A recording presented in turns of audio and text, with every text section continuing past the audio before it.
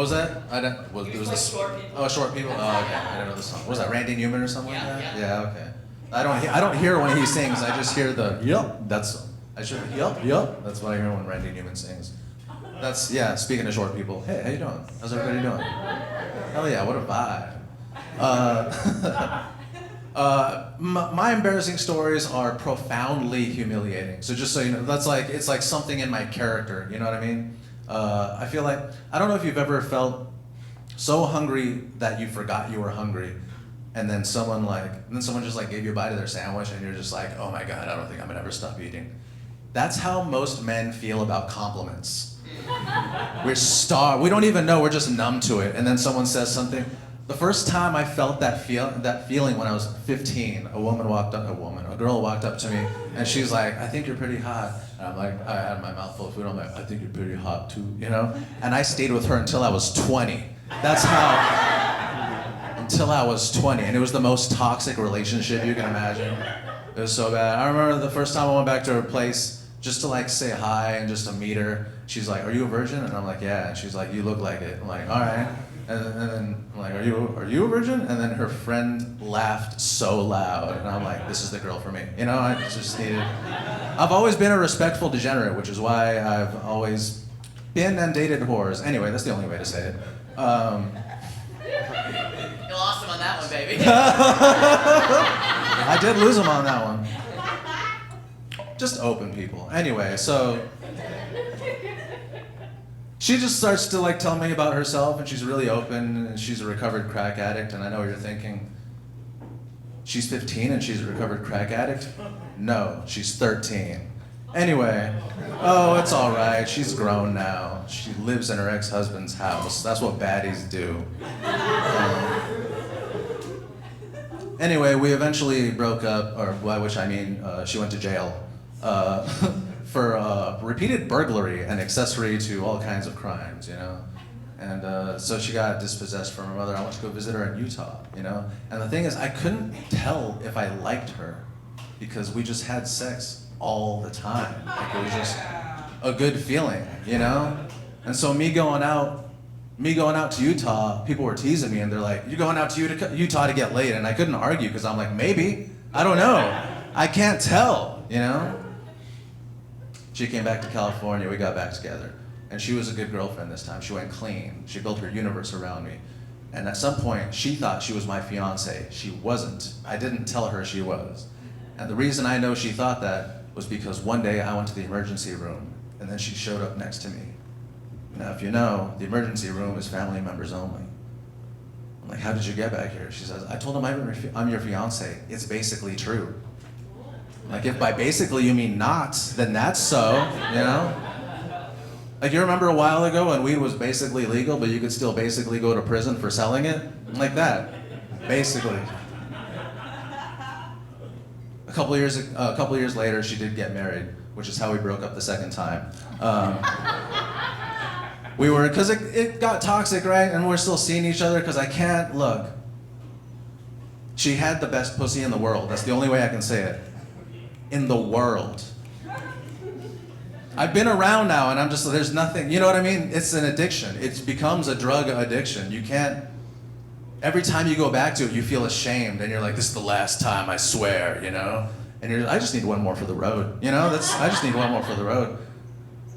Then you get hungry, and you're like, you know who else likes food? My psycho ex. I should give her a call, have a meal, something, you know? So the way I found out she was married is I was hanging out on her porch barefoot. That's guilty, you know? 10 a.m., her neighbor comes over, and he says, where's your husband? And she kind of waves him away, you know? And I'm like, are you married right now? She's like, yeah, a little. Like she caught a cold or something, you know? I got a little married, you know? I tried to be a good friend. I backed off, you know? But she's still fucking everybody.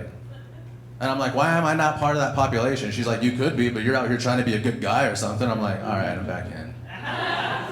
And that's what's embarrassing. It should have ended a long time earlier, and you just couldn't stop, you know?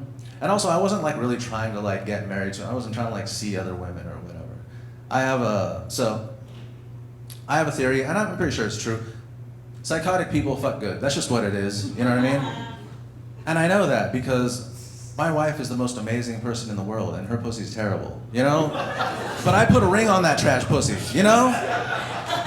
It's dry even when she's horny. She's like, put lube. I'm like, I did. It ate it up. I don't know. I don't know, guys, if you ever dated a girl who's like, it's too big, and you're like, I don't believe you. I feel very comfortable in here. It feels like there's room for other people. But she is the best woman in the whole world. We're also open. I'm allowed to go out and disappoint any woman who will have me. You know? So anyway, the last time I got together with this girl was way too recent. It was a couple years ago. And it was just because, like, as time goes on, she's got divorced. Anytime her life is falling apart, she calls me up for some feel better dick. And that's all. She just wants to feel better, you know?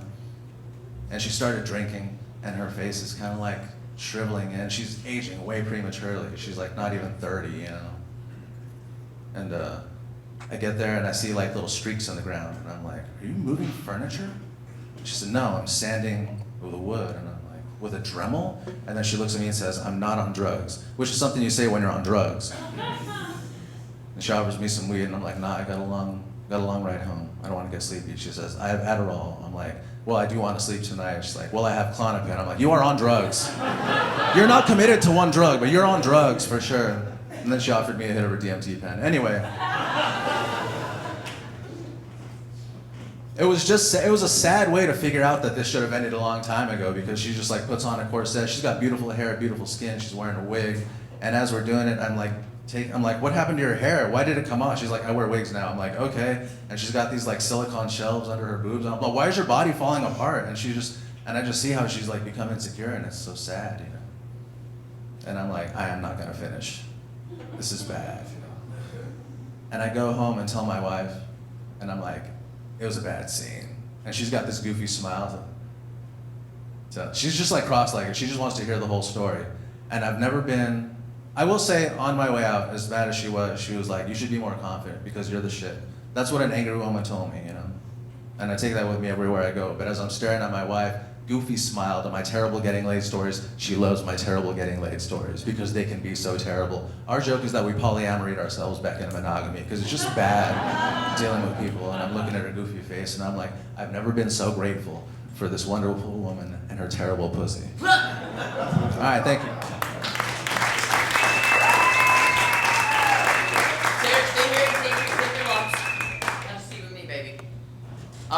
Okay, does anyone have a genre request for the song to which I mock this genre? Blues. Oh, hell yeah, dude.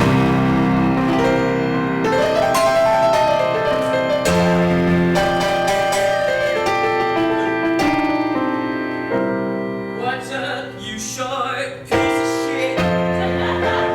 Thanks for finally showing up. Get ready for it. Let's start the story. Naked expedient. Oh, you like approval? Me too. We should both be comedians. I'm kinda racist. You're kind of a misogynist. Shit, baby, being short makes you a piece of shit.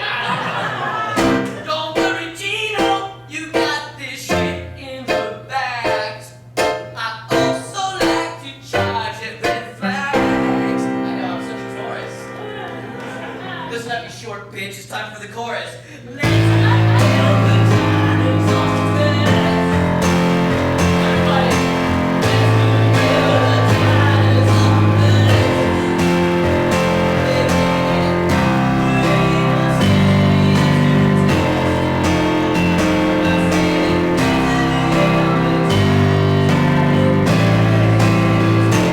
If she's on antidepressants, you can make her come. You passed. It's hard, right? It's hard. But it's worth it. It's a good job. That's the main message of the song. If your girlfriend or your wife or your lover is on antidepressants, she deserves to come too. Anyway,